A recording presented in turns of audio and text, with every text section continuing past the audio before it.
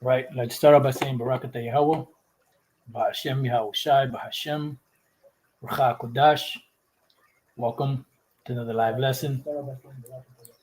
The name of this one is Brief History on the English Bible and Other Topics. And pretty much this is based off of a video I was watching earlier, or the rest of it anyways, on the elder apostles and a bishop, out there on the live.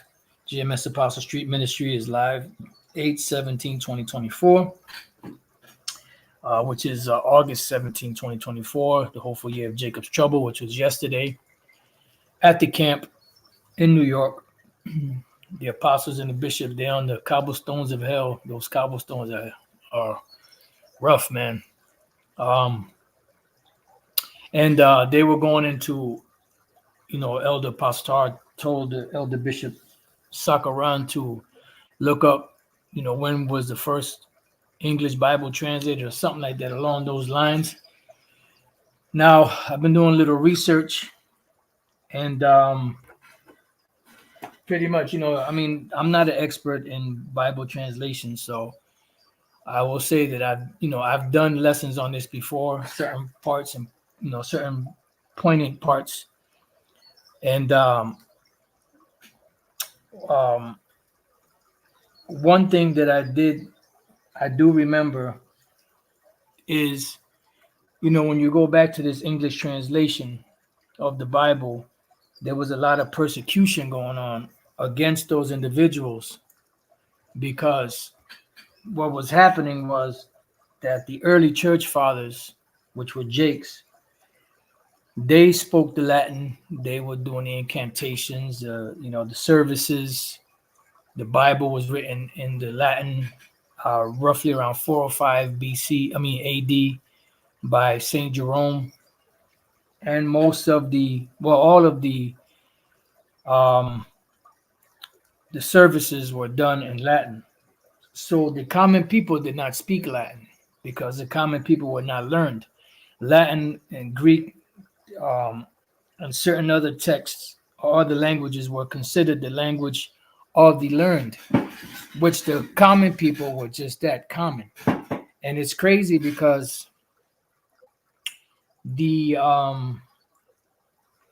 very name for the Latin Bible was the Vulgate, which goes back to the word vulgaris, which pretty much means to make public or among the people.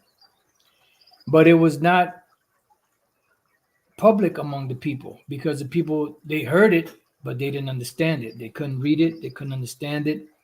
So pretty much it was left up to the interpretation of the Roman Catholic Church, and their bishops and whatever, the popes and all that, to give the interpretation of what the scriptures meant to the people. They didn't want the Bible to get into the hands of the people.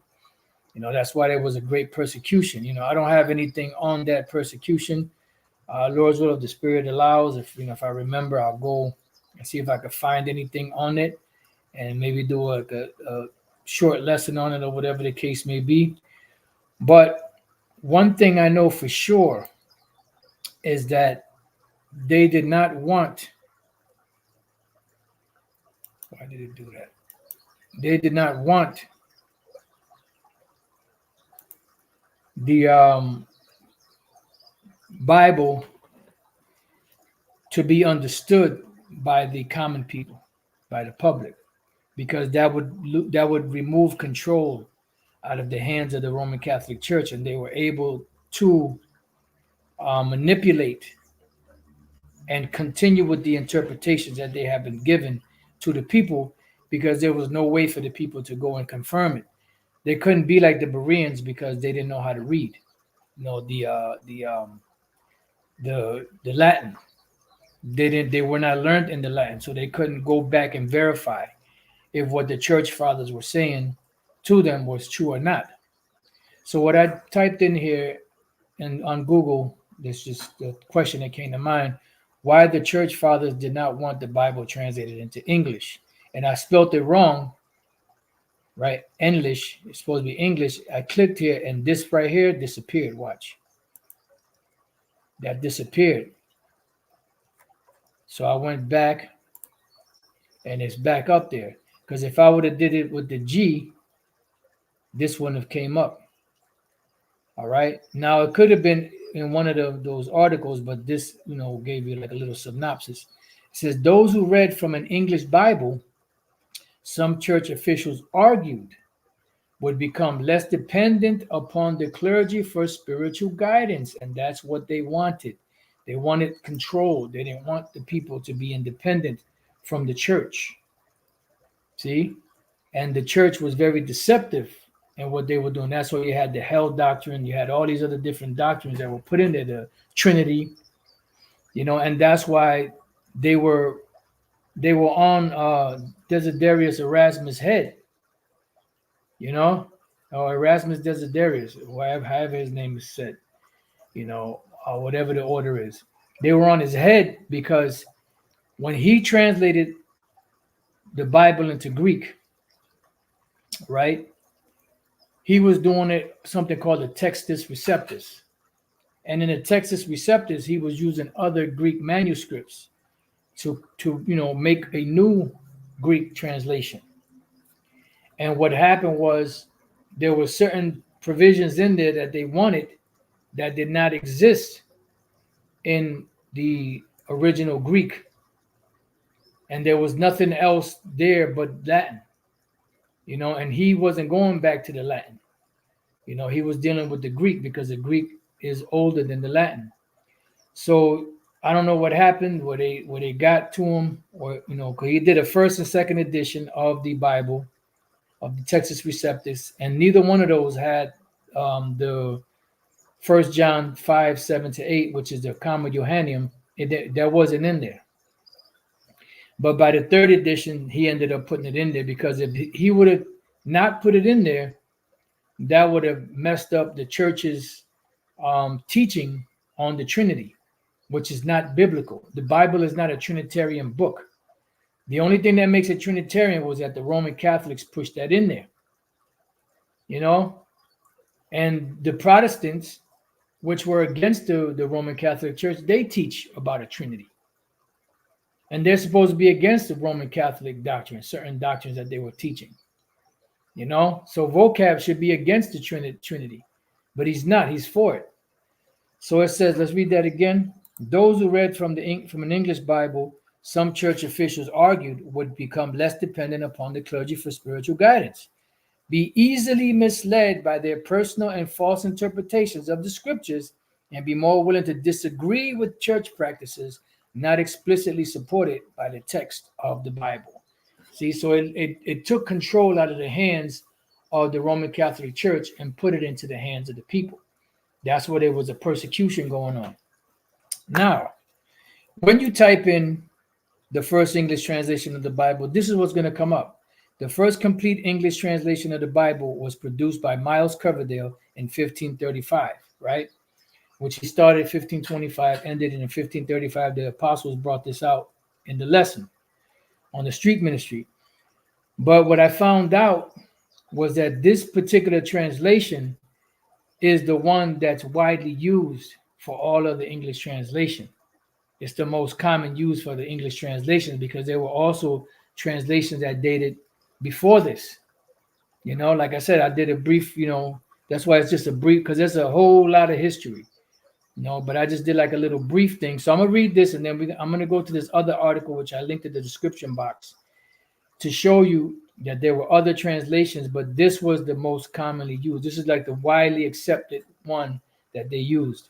It says the first complete English translation of the Bible was produced by Miles Coverdale. It's called the Coverdale Bible in 1535, using William Tyndale's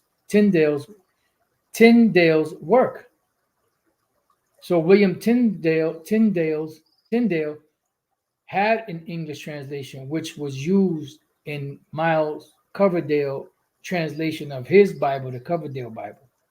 Using William Tyndale's work together with his own translations from the Latin Vulgate or German text. However, John Wycliffe is credited as being the first to translate the entire Bible, both Old and New Testament, into English. Tyndale's translation, which worked directly from Hebrew and Greek texts, became the model for subsequent English translations.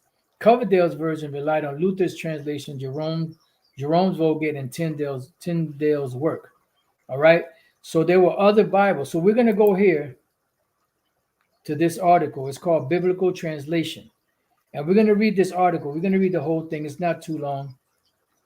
All right. So it says Biblical Translation, the art and practice of rendering the Bible into language other than those in which it was originally written. Both the Old and New Testaments have a long history of translation. A brief treatment of biblical translation follows for full treatment. Okay. The Jewish Bible, the Old Testament, was originally written almost entirely in Hebrew, with a few short elements in Aramaic, which I believe that was in the book of Daniel, and there may have been a few other, small parts. When the Persian Empire controlled the eastern Mediterranean basin, Aramaic became the lingua franca of the area. So at one point, they were speaking the Aramaic language, which was the language of the learned, because the Israelites, were speaking Hebrew, and the common people, did not understand the Aramaic. They did not understand the Syrian translation or the Syrian tongue, which was a form of Hebrew. They understood the ancient Hebrew, the Lashuan Kodash. Proof of this is, I believe that's either Isaiah 36 or 38. Just bear with me.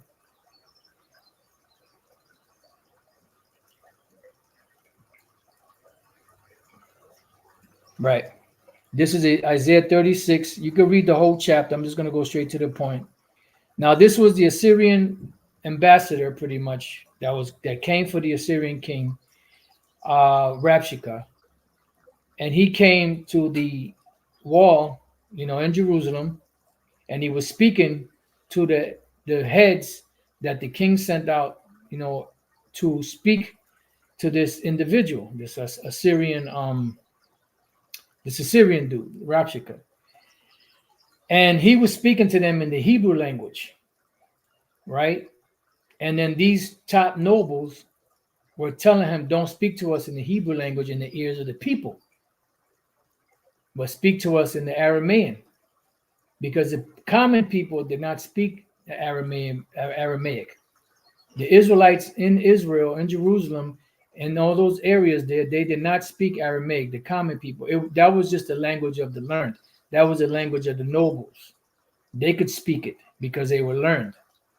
So Isaiah 36:11 says, then said Eliakim and Shebna unto Joah, and unto Joah, unto Rabshakeh, speak, I pray thee, unto thy servants in the Syrian language, for we understand it, and speak not to us in the Jews' language.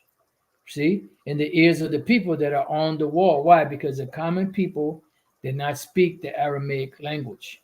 They spoke the Hebrew, the Jews' language, but they didn't speak the Aramaic. All right. So going back here, it says Aramaic became the lingua franca of the area, meaning when the Persian Empire controlled that region, or the empire of the Persian Empire, Medieval Persian Empire. And for liturgical reasons, it became necessary for the Jewish communities of the region to have the Torah, or Pentateuch, the first 5 books of the Bible, translated into the common language from traditional Hebrew. So they translated it from that Hebrew language. Okay, now this is years later, after the Assyrian/Babylonian Empire, because the people were not speaking the language back then. The resulting Targums from Aramaic metergemon, or translator, Targums means translator, survived after original Hebrew scrolls had been lost. By the mid-3rd century BCE, Greek was a dominant lingua franca, right? Because it went from the Aramaic to the Greek language. That was the common language at the time. During this time, the mid-3rd century BCE, which was around, what was that, 200s, if I'm not mistaken, 200 BC. And Jewish scholars began the task of translating the Hebrew canon into that language. What language? Greek. This is where you get what they call the Septuagint from, which is a 70. An undertaking that was not completed for more than a century, because tradition held that each of the 12 tribes of Israel contributed 6 scholars to the project.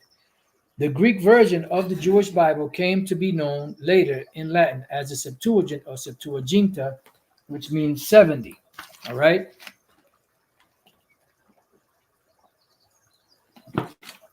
It says the Hebrew scriptures were the only Bible the early Christian church knew. See? So everything was stemmed back to the Hebrew. The Old Testament was written in Hebrew. There was a few little parts that were in Aramaic, but it was mostly in the Hebrew. All right. And that's what they relied upon because that was the source. And as a young religion spread out through the Greek-speaking world, Christians adopted the Septuagint.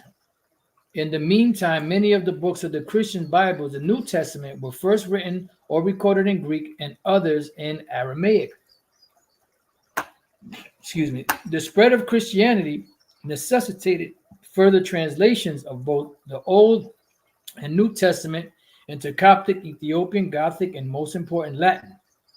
In 405, this is 405 AD, St. Jerome finished translating a Latin version that was based in part on the Septuagint. So he translated the Latin Vulgate from the Greek Septuagint. And this version, the Vulgate, right? The Vulgate goes back to the Latin word vulgaris, which means to make public. All right. No, that's not talking about China.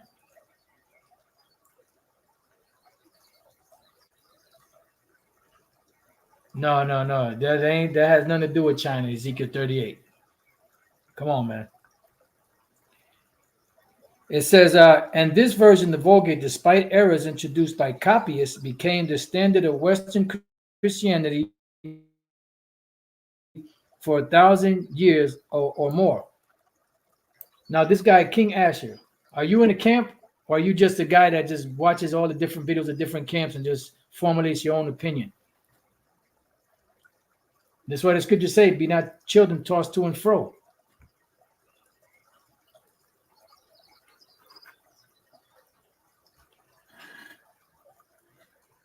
Oh, let me see something.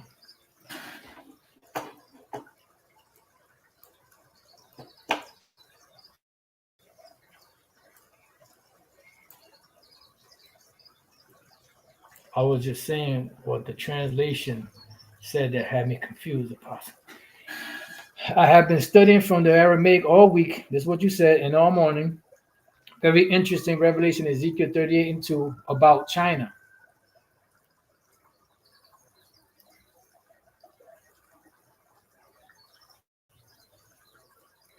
All right, well, brother, you got to, you have to. Well, first of all, you're supposed to be in the camp. If you're just learning, then you have to find out what camp the Spirit is going to have you learn from, because the scriptures speak about being tossed to and fro. And that's why you're confused, because you don't have a foundation. Because if you had a foundation, you wouldn't be confused. Because you're saying, I asked you if you were in a part of a camp. You say you're not.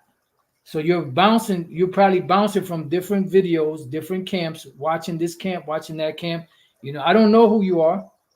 I'm just, basing what I'm saying based off of what you're writing, and that's why you're getting confused.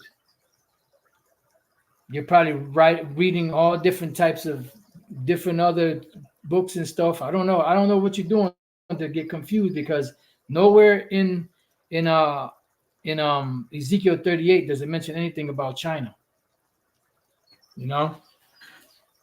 But anyways, it says Hebrew scholars at Talmudic school, and that has nothing to do with this. Well, then again, you said translation or something about a translation. Hebrew scholars at Talmudic schools in Palestine and Babylonia about the 6th century CE.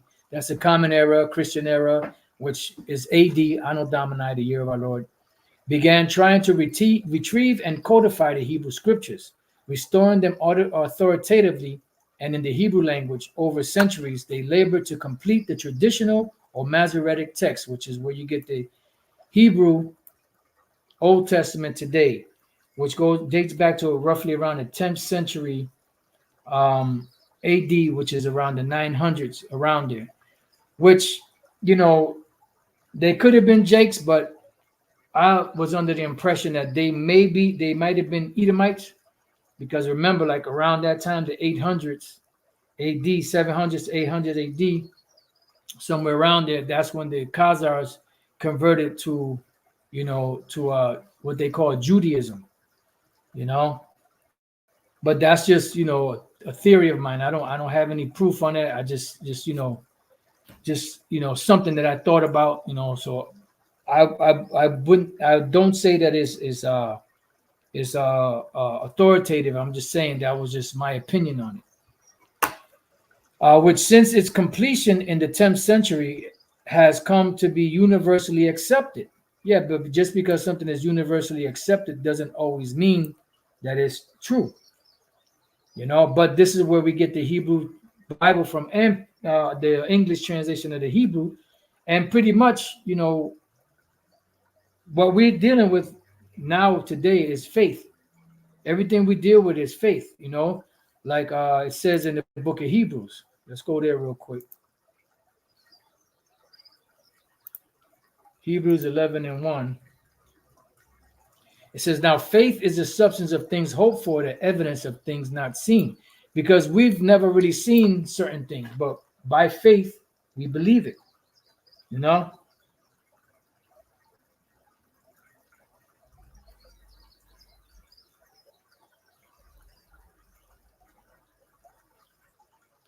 Yeah, all right. Anyways, the Masoretic text, the Masoretic version was translated by the scribes with amazing fidelity down to the time of movable type in the 15th century. That comment screams a whole lot of attitude, And if you got a problem with what I'm saying, brother, you can go to watch another video.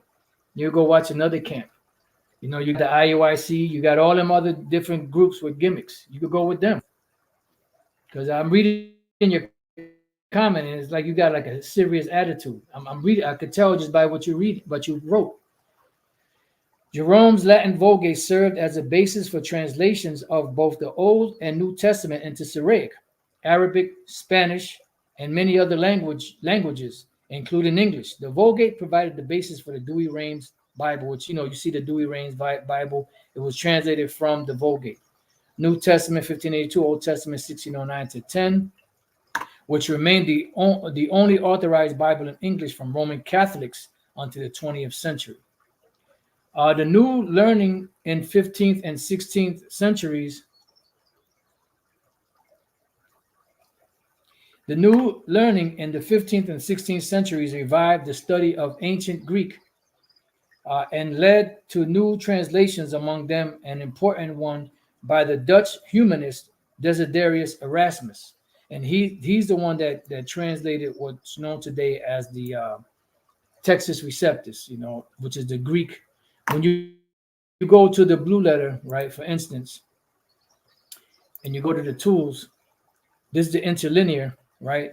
This is the Textus Receptus. This is the Greek translation of Desiderius Erasmus, or Erasmus Desiderius. I always get the two. Sometimes I get it backwards. But then when you go to the bottom of where they break down the different words in the Greek, you have the morphological Greek New Testament, which in the case of 1 John 5 and 7 is a lot shorter than the Textus Receptus. And I'm pretty sure that when the first and second edition of the Textus Receptus was also short, but by the third edition, he added the extra, what they call the Comma Johanneum, in there, which was not a part of it. All right, so it says, who in 1516 published an edition of the New Testament containing the Greek text and his own translation into Latin. Meanwhile, in German, Martin Luther produced the first complete translation from the original Greek and Hebrew into a modern European language. His German language translation of the New Testament was published in 1522, and that of the complete Bible in 1534. This remained the official Bible for German Protestants and was the basis for Danish, Swedish, and other translations. I'm trying to find this other point. Should be coming up. Here we go. The first complete English language version of the Bible dates from 1382. This is when the first complete English Bible was completed. Now, when you go to the Coverdale Bible, that Bible is the most common used, and we're going to say it, from 1382, and was credited to John Wycliffe and his followers. But it was the work of the scholar William Tyndale, who from 1525 to 1535 translated the New Testament and part of the Old Testament. That became the model, see, for a series of subsequent English translations. So when you go back to saying what was the first Bible in English, they're going to tell you this one in 1535, the Coverdale Bible, because this is the model for all of the other, Bibles that came later on,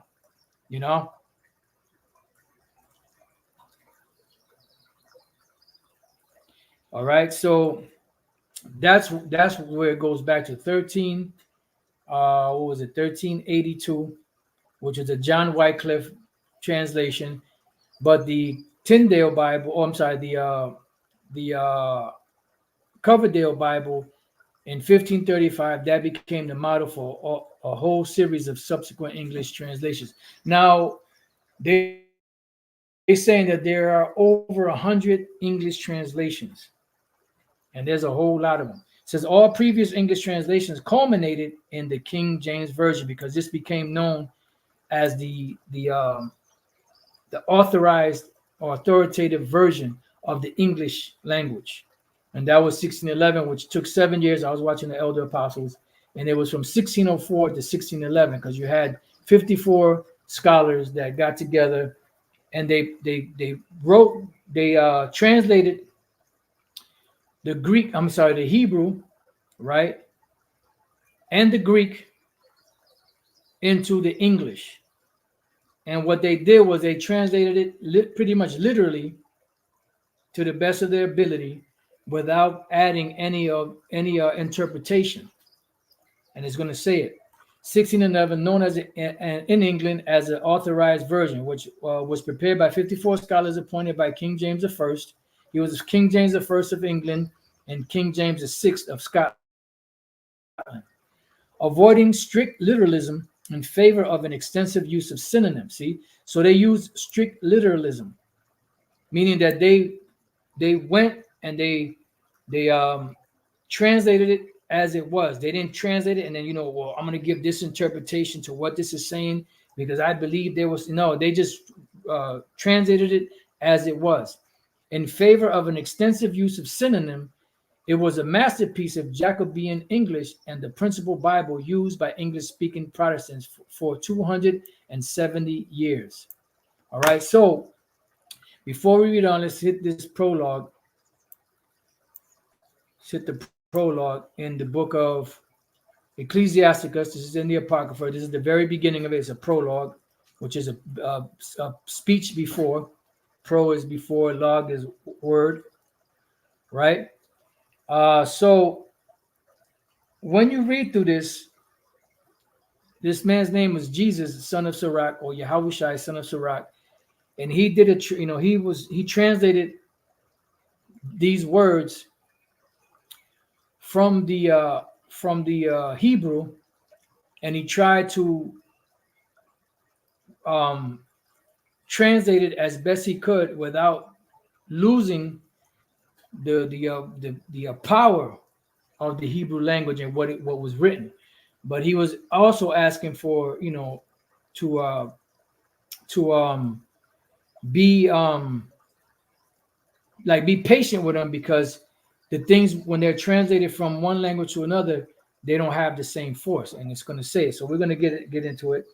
So it says, wherefore let me entreat you to read it with favor and attention, and to pardon us wherein we may seem to come short of some words, which we have labored to interpret, for the same things uttered in Hebrew and translated into another tongue, even if you translate it literally, have not the same force in them. Yeah, because it loses some force. And not only these things, but the law itself and the prophets and the rest of the books have no small difference when they are spoken in their own language. All right. So when you speak it in one language and you translate it to another, especially the Hebrew, it doesn't have the same force. And that's where the Lord is returning us back to that language. You have these knuckleheads that are fighting against it. The IUIC are fighting against the Hebrew language. You're trying to make Hebrew a part of the doctrine. Look, Hebrew is our language. How are we trying to make it part of the doctrine when it's our language? If it's our language, then it means it is part of the doctrine. My goodness, man. I mean, like the utter hate for the Hebrew language and for the names of Yahweh and Yahweh Shai, the utter hate that these devils have for the names of Yahweh Bashem Yahweh Shai. Shit is fucking amazing. Now, obviously, when we went into captivity among these different nations, obviously we lost our language. Isaiah 28:11. For with stammering lips and another tongue will he speak to this people, meaning to the Israelites. Why? Because we will lose our language eventually. It said, let's go real quick to the book of Jeremiah 17:4. And thou even thyself, just talking about the Israelites, shall discontinue from thine heritage that I gave thee. Heritage was the land, but it also has to do with the customs, the language, our laws, statutes, commandments, because at one point we lost everything, especially in these times now. And I will cause thee to serve thine enemies in the land which thou knowest not, for you have kindled a fire in mine anger, which shall burn forever. Right. So pretty much we lost our language. We started speaking another language. There should be, let me see, another language here. Another is Achar, right? Which is another. Other following, all right? Like you had the word Achar, Aratazah, which is another land. Tongue, the word there for tongue is what? Lashawan, which means tongue. Now, Lashawan, we have a saying for our language, or a name for our language, Lashawan Kodash, the holy tongue, which they say we made that up. But Esau, the small heads, they have something called Loshen Kodesh, or Kodesh, or whatever they say it, which is the same thing, but just with a different pronunciation. So how do we make Lashawan Kodash up? If you have them speaking, they say Loshen Kodesh. How do we make that up? All right. So let's go from there. Let's go to the book of Zephaniah, chapter 3, and verse 9. It says, for then will I turn to the people a pure language. And that's what the Lord is turning us back to our language. Matter of fact, let me get this other precept that came up. Isaiah chapter 19. Let me hold on to that. And we'll get back to it. All right. Now you have the IUIC that teaches that this here is talking about the kingdom of heaven. But in the kingdom of heaven, the Lord said there's going to be he's going to wipe away all tears. There ain't going to be no poor Israelites. All right. Now, before I read this, let's go down here. Verse 12. I will also leave in the midst of thee an afflicted and poor people, and they shall trust in the name of Yahweh Bashem Yahweh Shai. So that's not talking about the kingdom, because in the kingdom there will not be any poor Israelites. Let's see, poor and afflicted and poor people. Let's look up the word poor. Ainaya, poor, afflicted, humble, wretched. There ain't gonna be no poor Israelites in the kingdom of heaven. The word poor is the word Dal, which is low, poor, weak. There ain't gonna be any low, poor, weak Israelites in the kingdom. You're gonna have different levels, but everyone's gonna be rich. So this is not talking about the kingdom of heaven. This is talking about now that the Lord is raising us up. So the 9th verse, for then will I turn to the people a pure language, that they may all call upon the name of Yahweh, Bashem Yahushai, to serve him with one consent. And that's what the Lord said we would do. And in the book of Isaiah, well, if it comes back, I'll get it. Let's go to Isaiah 19 and 18. It says, in that day shall 5 cities in the land of Egypt speak the language of Canaan. Now they're trying to say that this is talking about ancient or back in Egypt. No, not the ancient Egyptian empire, but Egypt. Egypt over there in the so-called Middle East, right? And this is not talking about that, because when you go back to the Hellenization period with the Greeks, they pretty much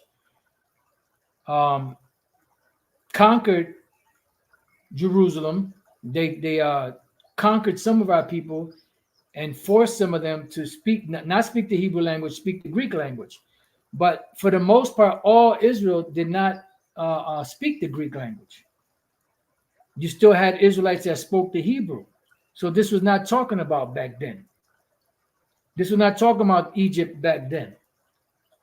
This is not talking about during the time of the Medo-Persian empires and the Assyrian Babylonian empire. This is speaking about now, because we lost everything. We lost our identity. It went so far as we, as a people, let's go to Deuteronomy 28, the scripture that Christians hate.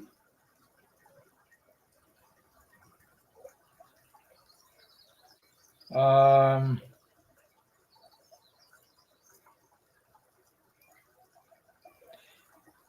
37, and thou shalt become an astonishment, a proverb, and a byword among all nations, whither the Lord shall lead thee.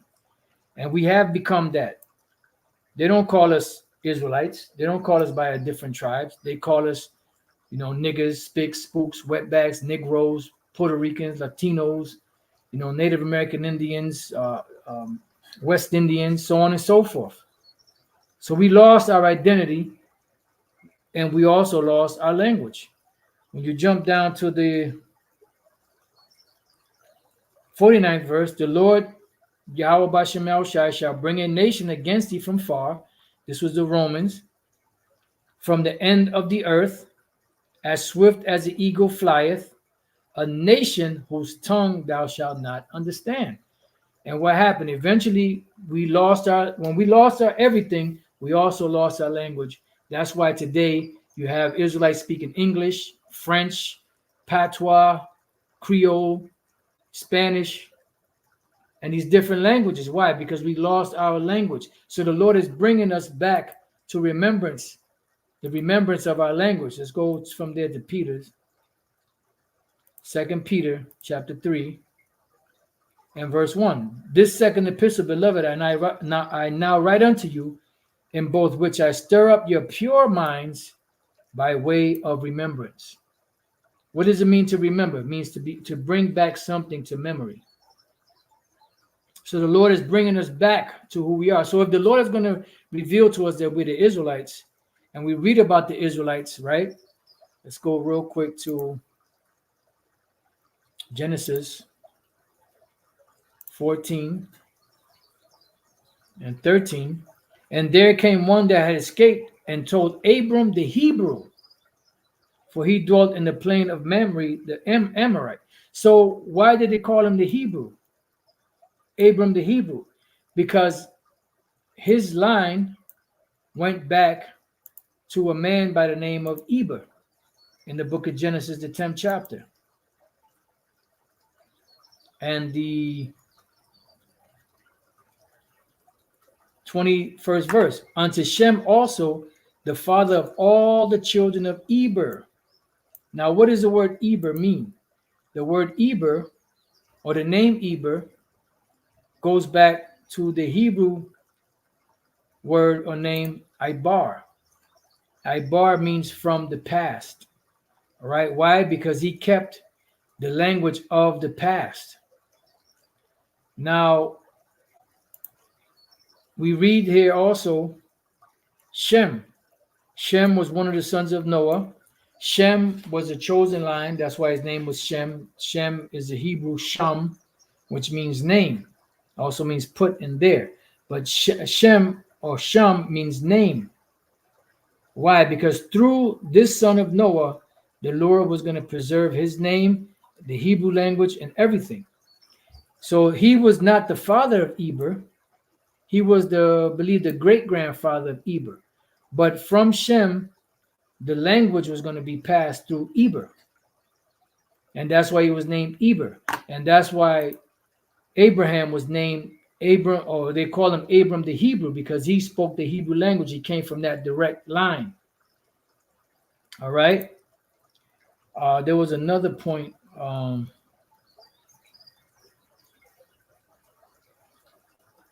There was something else that came to mind, but it kind of slipped my mind for the moment. If it comes back, we'll go back to it. But let's go to another tab. Now, let's go to 2 Corinthians 11. I believe that's 2 Corinthians 11.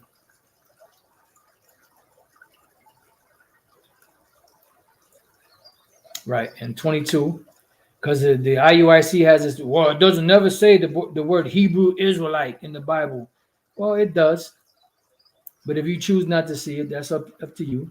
2 Corinthians 11:22. Are they Hebrews? So am I. Are they Israelites? So am I. So what is that? Hebrew Israelites. Go to the word Hebrews. You had the book of Hebrews. Why was it named the book of Hebrews? Because the Apostle Paul wrote it to Israelites that spoke Hebrew. Hebreos, right? Or Hebreos. And it goes back to where? Heber or Eber. All right, which goes back to the Hebrew Ibar. See, Hebrew. Any one of the Jewish or Israelitish nations. All Jewish Christians, whether they spoke Aramaic or Greek. Whether they spoke the Hebrew language or the Greek language. They're speaking about the Jewish Christians, and this is heavy. It's letting you know that you got to remember that. This is heavy because it shows you that they know that the Israelites spoke the Hebrew and the Greek language. You have certain Israelites that were known as the Christians back then. They were speaking the Hebrew language and the Greek language, like the Apostle Paul. All right. Then you have the Hellenized Jews, which are known as the Hellenistas. Then you had the Israelites that didn't know that they were Israelites, what were called Hellene or Helen, which meant Greek. Okay. So going back to Isaiah 19:18, in that day, what day? We're in that time now. Because when Israel started waking up, going back to the commandment keepers and all of the men and the that were starting to learn that they were Israelites, but they were learning under the small hats, started to wake up to being Israelites. They started to speak the Hebrew language, but it wasn't Hebrew. It was the Yiddish or that, small hat, which is a JOOS's, their language, because they started from somewhere. And Elder Abba Bivens came out of that whole, line there. And what we teach today, comes directly from him through the spirit and power of Yahweh Bashem Yahushai, Elder Abba Bivens. And if you can receive it, we believe that that's Elijah the prophet coming back, John the Baptist coming back. If you can receive it. If you can't, I don't know what to tell you.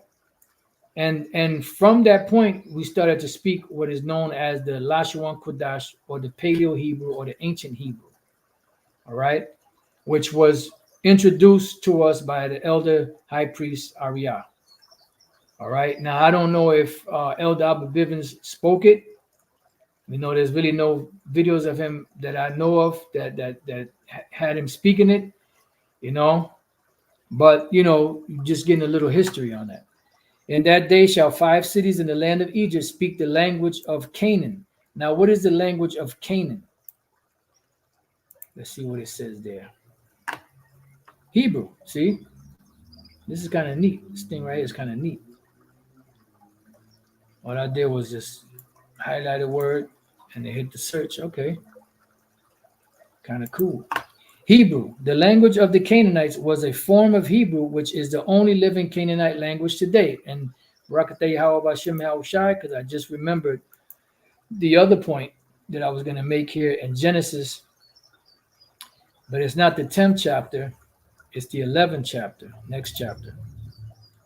Genesis 11:1, and the whole earth was of one language and of one speech. What was that language? The Hebrew. Now notice this was during a time when the languages were about to be divided.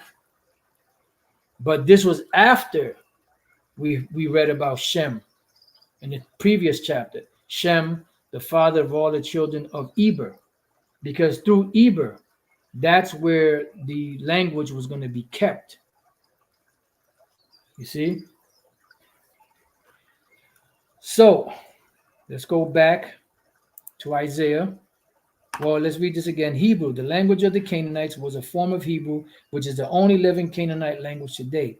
The Canaanite language was very similar to the Hebrew of the Old Testament and the Phoenician language, which are both extinct.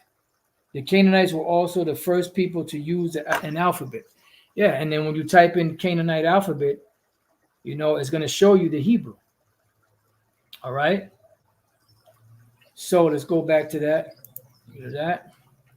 In that day shall 5 cities in the land of Egypt speak the language of Canaan and swear to the Lord Yahweh Bashemel Shai of hosts. One shall be called the city of destruction. All right. So let's go back to this article real quick. Let's see if there's anything else we could glean off of it.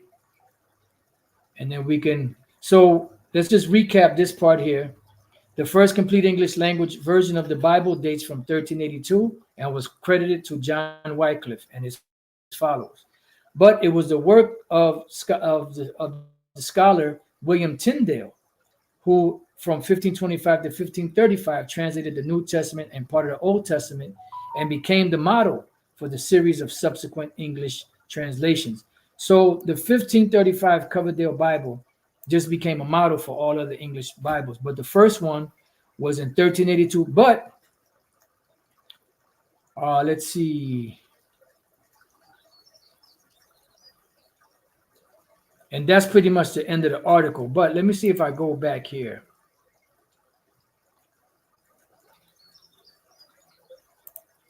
Hopefully it'll come up.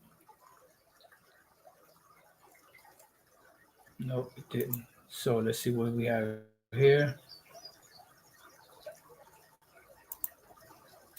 Yeah, there was something too that there were in the 7th century, there were partial English translations. But we're not dealing with partial translations. We're just dealing with the complete translation in English. So pretty much that Tyndale Bible, the Coverdale Bible, is the model for all of the English language. But the first one was 1382, the first complete one. And he mentioned my name, I also had wanted to do a lesson, Lord's will, if the Spirit allows, on the chapters and verses and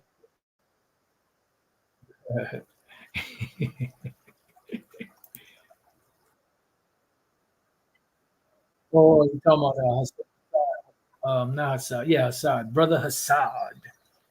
That's so crazy to me.